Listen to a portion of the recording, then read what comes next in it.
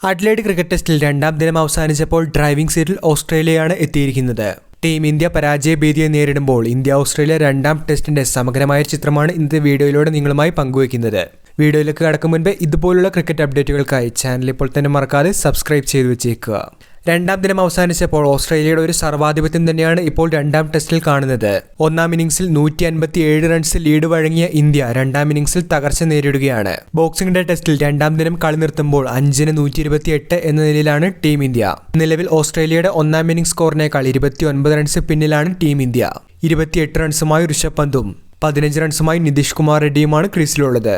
2 വീതം വിക്കറ്റുകൾ വീഴ്ത്തിയ സ്കോട്ട് ബോൾഡനും പാറ്റ് കമ്മിൻസുമാണ് ഇന്ത്യയെ ഇന്ന് രണ്ടാം ഇന്നിംഗ്സിൽ തകർത്തത്.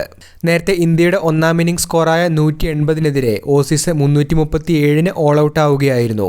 140 റൺസിന്റെ സെഞ്ചുറി പ്രകടനവുമായി ട്രാവിസ് ഹെഡാണ് ഓസ്ട്രേലിയയുടെ ടോപ്പ് സ്കോററായി മാറിയത്. മുഹമ്മദ് സിറാജ്, ജസ്പ്രീത് ബുംറ എന്നിവർ 4 വീതം വിക്കറ്റാണ് ഇന്ത്യക്ക് വേണ്ടി നേടിയത്.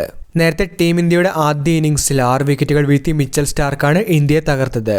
രണ്ടാം ഇന്നിംഗ്സിൽ ടീം ഇന്ത്യ മികച്ച ഒരു തിരിച്ചുവരവ് നടത്തുമെന്ന് പ്രതീക്ഷിച്ച ആരാധകർക്ക് കനത്ത നിരാശ തന്നെയാണ് ടോപ്പ് ഓർഡർ സമ്മാനിച്ചത്. KL രാഹുലിനെയാണ് ടീമിന് ഇന്ന് ആദ്യം നഷ്ടമായത്. സ്കോർ ബോർഡിൽ 12 റൺസ് മാത്രമുള്ളപ്പോൾ 7 റൺസുമായി നിന്ന രാഹുലിനെ പാറ്റ് കമ്മിൻസാണ് പുറത്താക്കിയത്.